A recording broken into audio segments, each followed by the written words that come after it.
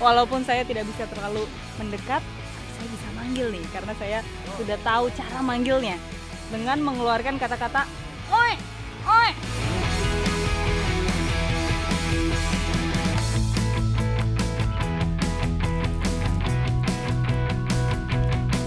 Desa Sobero terkenal sebagai sentranya Legen di Jawa Timur.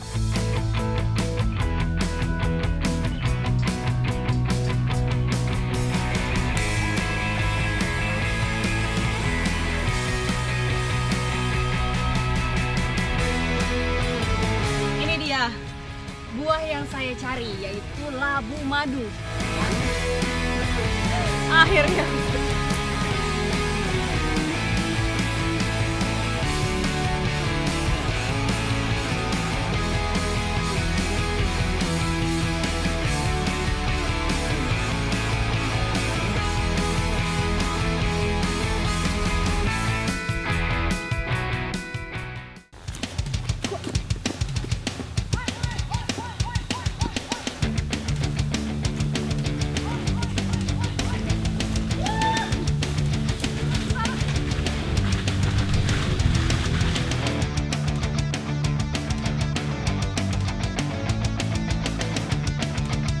Indonesia adalah salah satu negara dengan populasi kerbau terbanyak di dunia. Binatang ini menjadi pilihan karena memiliki manfaat dan nilai ekonomi yang tinggi. Seperti peternak di Dusun Bulak Pepe, Desa Banyu-Biru, Kabupaten Ngawi, Jawa Timur. Jadi ini waktunya pas banget, sudah menunjukkan jam 2 siang, waktunya kebo-kebo cari makan. Pak, tungguin! Di Dusun Bulak Pepe terdapat 900 ekor kerbau, sehingga dijuluki sebagai Kampung Kebo.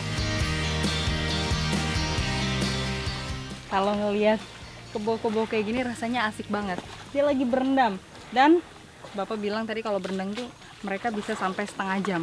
Karena suhu tubuhnya panas, makanya dia senang banget berada di dalam air. Kerbau-kerbau di sini dipelihara semi liar, sehingga cukup sulit untuk didekati. Waduh, karena saya orang baru di sini, jadi dia takut nih kebo-kebonya langsung pada lari semuanya.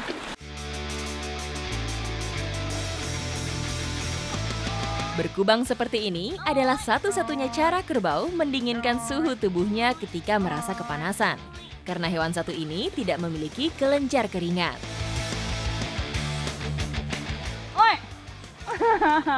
Walaupun saya tidak bisa terlalu mendekat, tapi saya bisa manggil nih, karena saya sudah tahu cara manggilnya dengan mengeluarkan kata-kata oi, oi. Gimana, Pak? Oi, oi, oi, oi. Tuh, mereka semua nengok.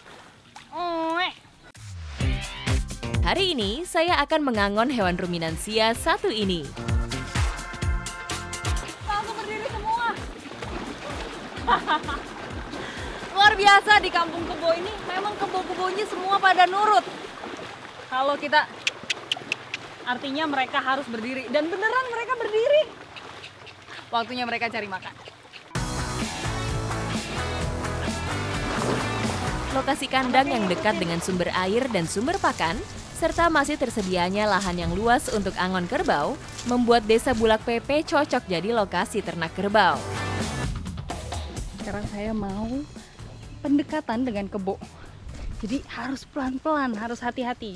Karena kalau tidak, mereka akan cepat lari-lari.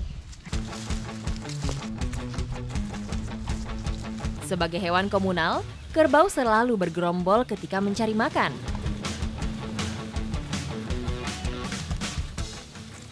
Kalau saya perhatikan memang ekor dan juga kuping kerbau itu selalu bergerak, nggak pernah berhenti sama sekali.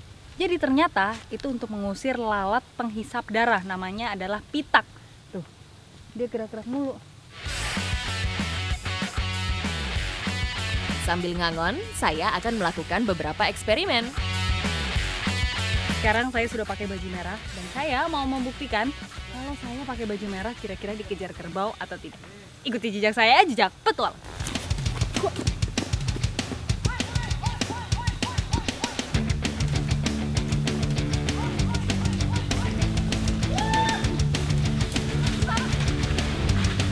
Lari ke sana kerbau. saya dikejar. Saya ngejar aja mereka lari. Ya, Pak, gimana tuh Pak? Kesana Pak. Mana Bapak? Percobaan saya lanjutkan. Setelah ini kita akan melakukan pembuktian nih.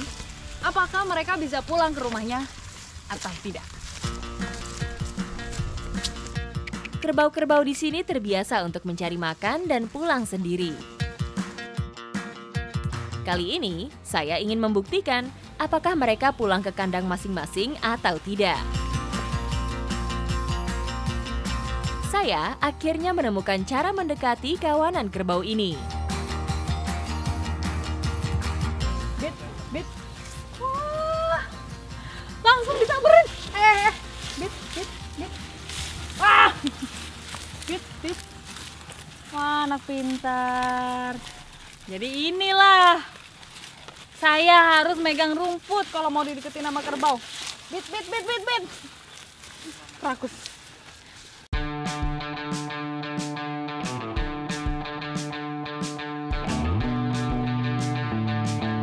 Bit. Bit.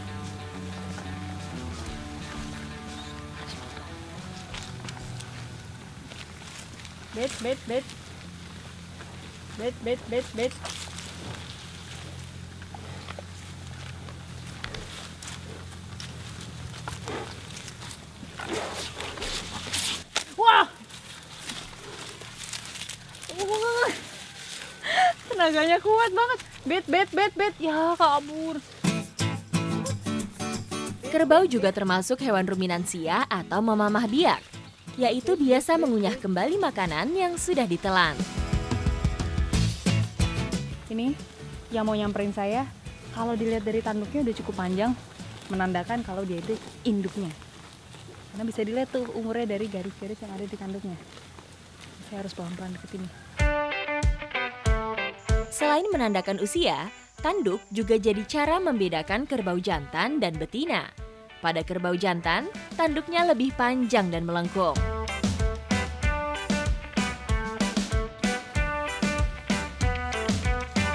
Saat pulang ke kandang, rombongan kerbau yang kami angon bertemu dengan kawanan kerbau yang berbeda. Setelah selesai makan, mereka kembali berkubang lagi sebelum masuk kandang. Nah, disinilah kita tinggal kerbau-kerbaunya. Apakah dia bisa pulang ke rumahnya atau tidak?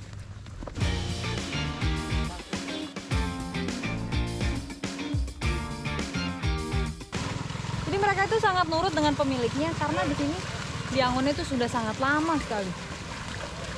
Nah, sudah mulai jalan ke sini. Ini padahal kerbaunya tuh gabungan sama kerbau-kerbau yang lain.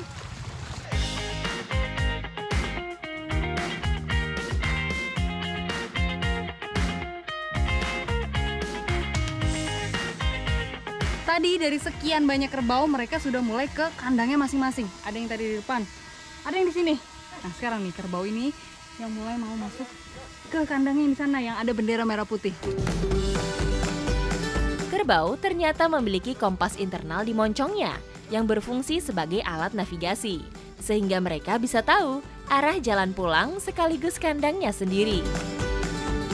Nah ini dia, saya mau membuktikan kalau kerbau ini bukan yang ada di kandangnya itu. Tuh, dia tetap pulang ke rumahnya. Kerbau yang tadi sudah pulang ke rumahnya.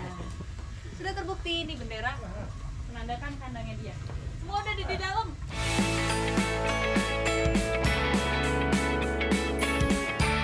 Eksperimen saya berhasil. Jadi kerbau yang tadi saya angon sudah pulang ke kandangnya. Dan setelah ini saya akan mengikuti proses olahan kerbau seperti apa.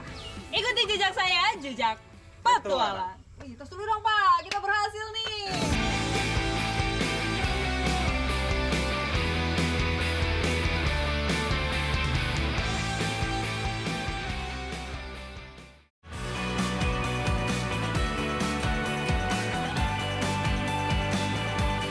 Hampir semua bagian tubuh kerbau bisa dimanfaatkan, tidak terkecuali bagian kulitnya. Ini dia proses pembuatan rambak. Jadi tahapan pertamanya itu kulitnya harus direndam dulu seharian supaya lebih mudah dipotong-potong. Ini berarti potongnya mulai dari mana nih Pak?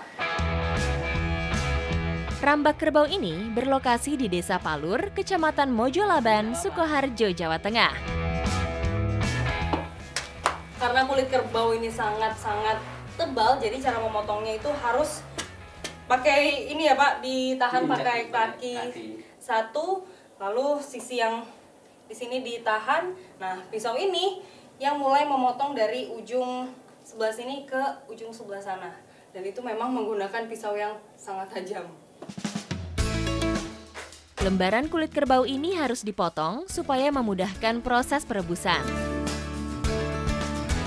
Luar biasa ternyata, memang betul membutuhkan pisau yang sangat-sangat tajam untuk memotong kulit kerbau karena keras, tadi butuh tenaga juga. Tebal kulit kerbau bisa mencapai 3 cm, sehingga merebusnya butuh waktu yang relatif lama.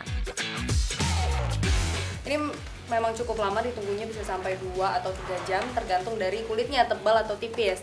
Tapi karena sudah ada yang direbus, jadi bisa sekalian kita kerokin di sebelah sana ya Pak. Ya. Pengerokan kulit kerbau butuh ketelitian dan kesabaran, sehingga bisa memakan waktu seharian. Cara mengeroknya, jadi kulitnya harus dilipat dulu seperti ini supaya lebih mudah. Lalu mulai kerok di sisi-sisinya sampai kelihatan warna coklat muda seperti ini. Artinya itu semua sudah bersih. Supaya kulitnya mulus, pisaunya harus benar-benar tajam. Memang tidak semudah itu ngerokin kulit kerbau ini. Jadi butuh tenaga ekstra. Bahkan ngulitinnya ini tidak bisa pakai mesin, harus menggunakan tangan sendiri.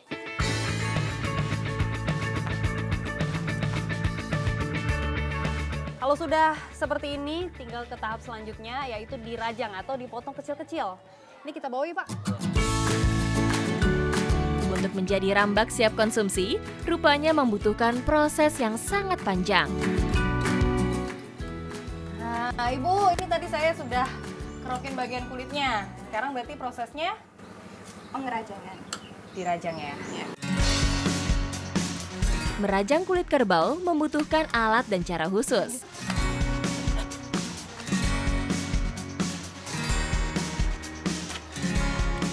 Jadi cara memotongnya seperti diayun.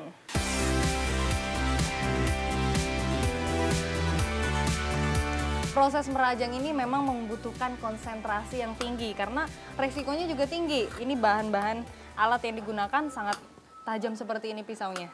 Dan ini juga nih, karena tumpuannya menggunakan kaki, jadi rasanya ketika mau motong takut kena kaki Bu.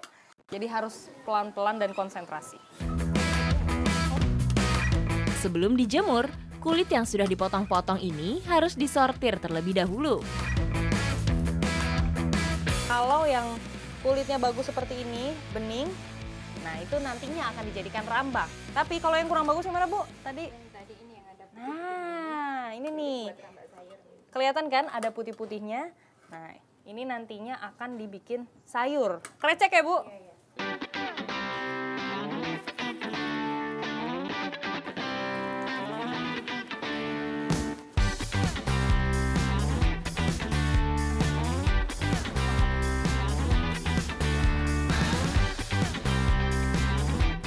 Ini dijemurnya bisa 2-3 hari tergantung panas dan juga curah hujannya.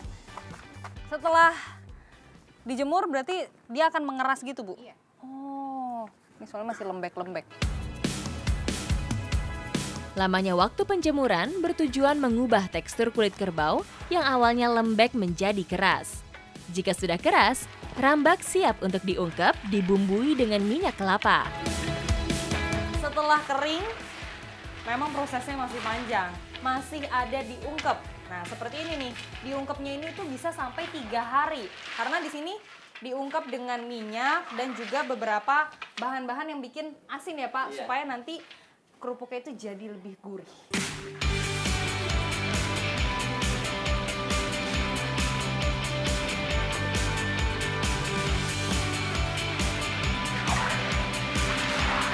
Mengungkep selama berhari-hari ini juga membutuhkan api yang stabil. Tidak boleh terlalu besar dan juga tidak boleh terlalu kecil, supaya nanti saat digoreng mekarnya juga sempurna. Dengan proses sepanjang ini, tidak heran jika rambak kerbau tergolong lebih mahal dibanding kerupuk-kerupuk lainnya.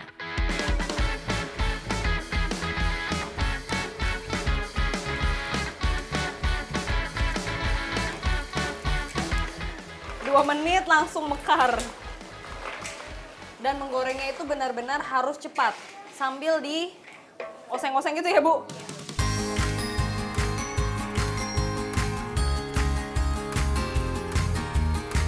Dibanding rambak sapi, tekstur rambak kerbau lebih renyah dan gurih. Kita makan ya, Bu, langsung.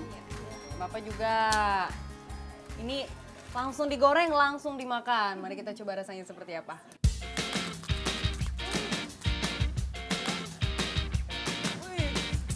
Berasa sangat renyah sekali.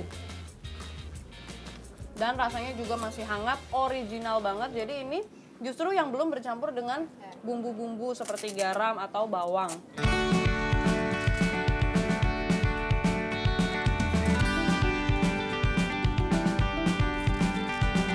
Setelah saya membuktikan bahwa kerbau itu hewan yang cerdas, sekarang juga saya tahu nih kalau kerbau bagian tubuhnya itu banyak yang bisa dimanfaatkan. Salah satunya adalah kulitnya karena bisa dijadikan rambak dan rasanya juga enak ternyata. Apalagi setelah diolah seperti ini ya, Bu. Ya.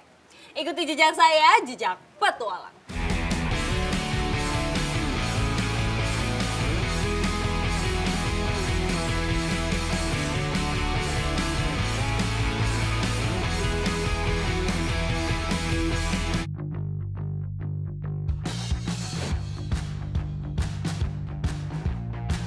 Negeri ini memiliki kurang lebih 10% jenis tumbuhan yang ada di dunia.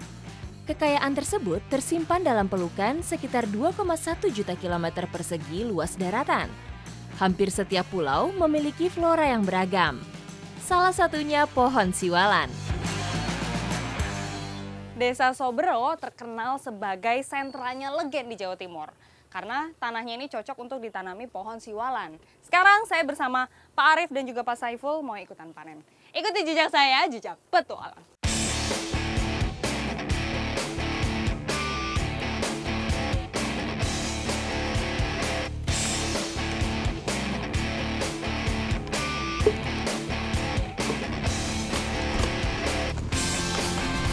Siwalan atau yang dikenal juga dengan pohon lontar merupakan sejenis palma yang banyak tumbuh di Asia Selatan dan Asia Tenggara. Pak, gimana aman, Pak? Aman? Oke, mantap. Hati-hati ya.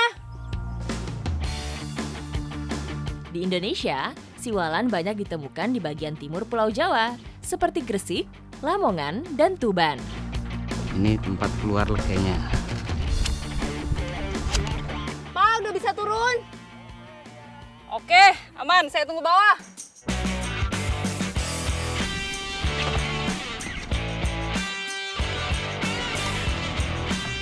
Selain diambil buahnya, siwalan juga menghasilkan air yang bisa langsung diminum, yang disebut air legen.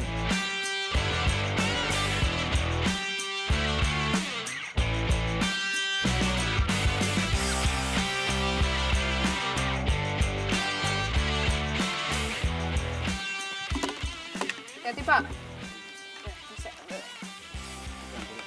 Ya. Ayo sini, Pak.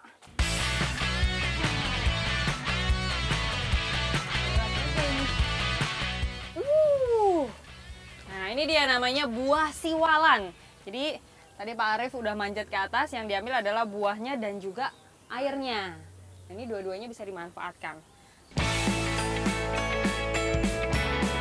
Air legen bisa diambil setiap hari, sementara buah siwalan biasanya dipanen setiap 2 bulan sekali.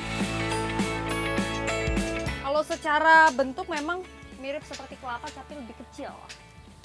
Oh, kalau ini air legennya ya, Pak? Kalau dari aroma nih memang khas. Tapi katanya rasanya manis. Saya penasaran. Bisa dicoba langsung kan? Oke. Nira atau air legen ini berasal dari penyadapan sari bunga jantan pohon siwalan. What? Silakan Bu, Dituangin penuh. silakan dicoba. Siap. Oke. Kita tos dulu dong. Nah, minum dulu.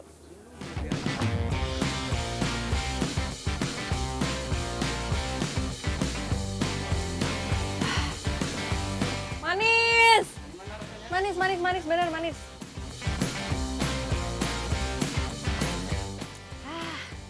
Segar. Wah, udah ambil duluan. Haus. Tingginya kandungan sukrosa pada air legen membuat minuman ini cepat mengalami fermentasi. Sehingga jika dibiarkan lebih dari 3 hari, air legen akan menghasilkan kandungan alkohol. Sekilas, bentuk buah siwalan mirip dengan kolang-kaling, bening dan lonjong. Buah siwalan. Ada kulitnya, harus dikupas terlebih dahulu. Ini udah berasa kenyal-kenyalnya ya? Udah, tapi nggak dibuang juga nggak apa-apa. Tapi agak sedikit. Ada airnya loh. Oh, ada airnya di dalamnya. Enak itu airnya. Wow. Ada pahit-pahitnya tapi. Selain manis dan berair, tekstur daging buah siwalan cukup lunak.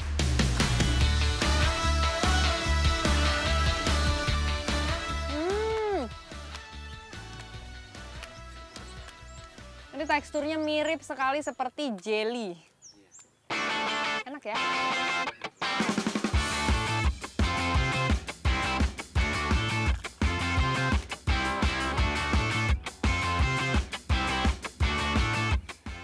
Kalau sudah dikupas, isi buahnya itu seperti ini. Ada 3 bagian, 1, 2, 3. Ini tadi udah diambil. Kenyal-kenyal ya, Pak? Berarti ini diambilnya dicongkel aja? Congkel aja. Oh, ini bisa. Nah, ini dia. Ini kayak bapia loh, Pak. Kayak bapia, tapi ini buah. Daging siwalan yang dikonsumsi biasanya yang masih muda. Ini juga bisa langsung dimakan sama kulitnya ini. Oh iya? Bisa langsung. Coba gimana?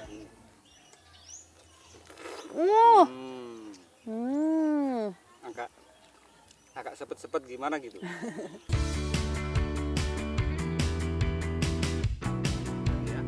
Ya.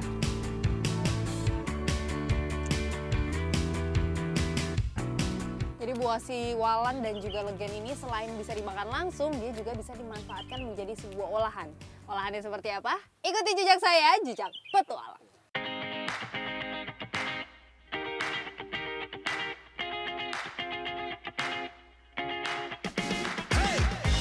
Gimana Pak di sini ya?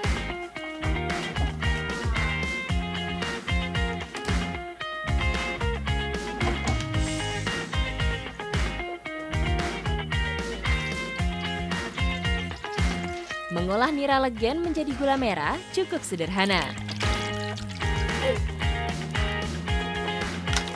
Air legen semua sudah dituangkan, sekarang tinggal proses pembakarannya. Jadi nanti dia akan dimasak menjadi gula.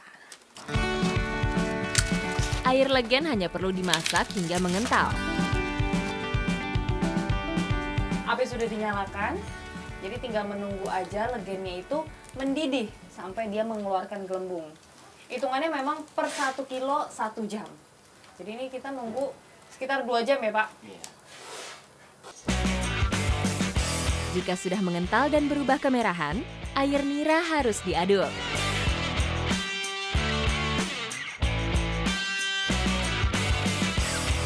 Sebelum dimasukkan ke dalam cetakan, jadi ini legennya harus diaduk terlebih dahulu supaya dia menghasilkan warna yang cantik. Nah makanya ngaduknya nggak bisa sembarangan. Kalau di sini namanya oklek.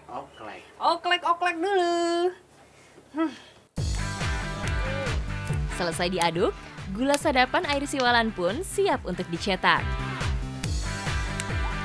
Mencetak gula harus dilakukan sesegera mungkin sebelum teksturnya mengeras.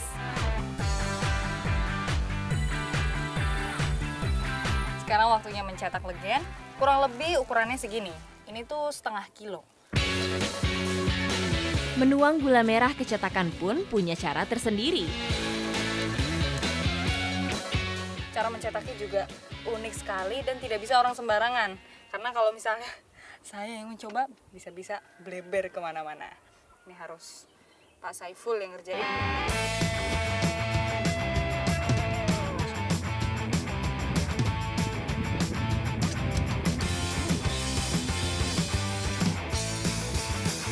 Rasa manisnya memang berbeda dengan gula aren karena dia ada gurih-gurihnya gitu loh. Jadi nggak cuma manis aja tapi ada gurihnya juga. Dan manisnya ini menurut saya tidak terlalu manis, jadi pas banget.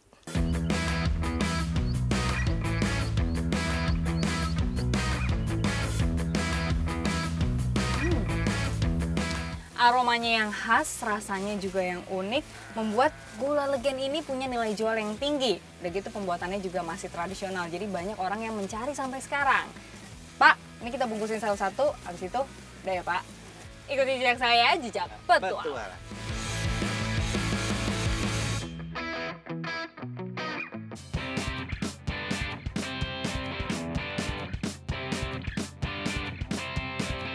Sebagai negara tropis dengan paparan sinar matahari hampir sepanjang tahun, Indonesia adalah surganya berbagai jenis buah-buahan. Salah satunya buah yang tumbuh di Wonogiri, Jawa Tengah.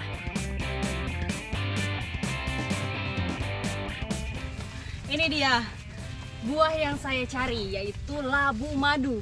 Ini dia tumbuhnya ada di atas saya seperti ini, lucu sekali.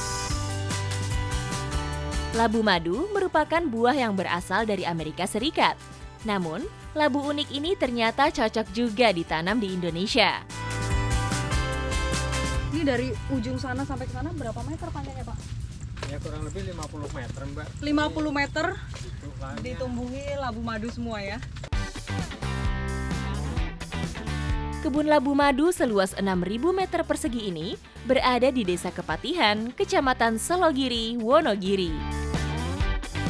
Ini dia nih labu madu yang sudah siap panen. Warnanya sudah berubah menjadi kecoklatan, semakin mirip seperti kacang tanah. Lucu juga Pak kalau dilihat sampai ke ujung sana ya. Gantung-gantung gitu. Labu madu biasanya dipanen setelah 90 hari. Boleh Pak, petiknya gimana Pak? Pegang atasnya, petik sedikit. Oh gampang ya ternyata? Iya berat tapi. Oh iya berat. Ini seperti barbel. Wah bisa nih buat saya olahraga Pak.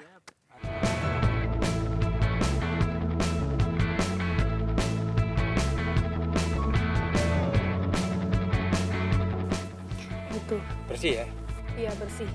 Karena tidak ada hama dan dia tumbuhnya itu merambat di atas seperti ini. Betul sekali. Jadi tidak kotor, steril, pasti kualitasnya bagus. Labu madu terbilang unik. Semakin banyak keturunannya, maka bentuknya akan semakin lonjong.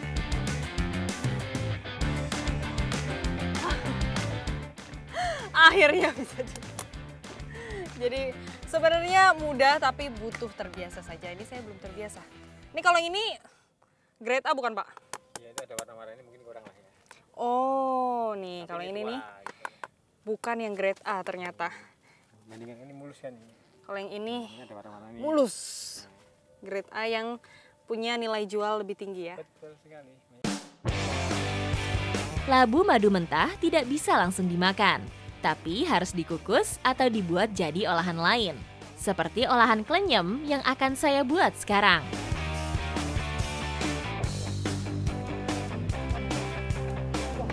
Keras banget ya ke dalamnya.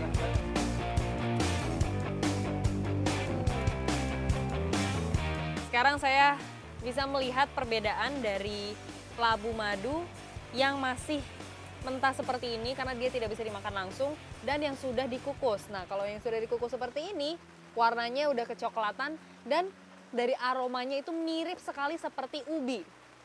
Pak, saya mau cobain boleh ya, Pak? Oke, boleh, boleh. Enak banget nih kayaknya. Klenyem merupakan olahan kue basah berbentuk bola-bola yang memang khas Wonogiri. Setelah selesai kelapa diparut, sekarang lanjut labu madunya diparut sebelum dicampurkan.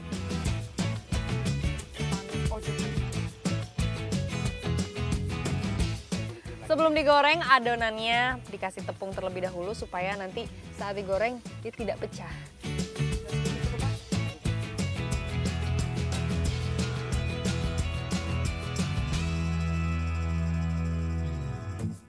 Kalau sudah seperti ini, sekarang bisa langsung digoreng. Iya, kita goreng-goreng berarti Mai ya. Ayo, ini udah panas, Pak. Udah. Aman ya. Ketika digoreng, klenyam tidak boleh sering-sering diaduk supaya adonannya tidak hancur.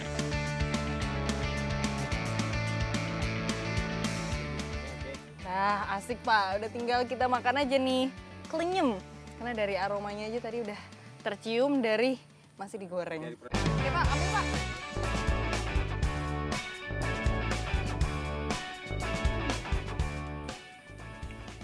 Enak banget Pak. Memang manis dari labu madunya itu sudah bercampur dengan gula Jawa. Dan itulah yang bikin khas. Betul, teksturnya lembut, ada krenyes-krenyes dari kelapanya.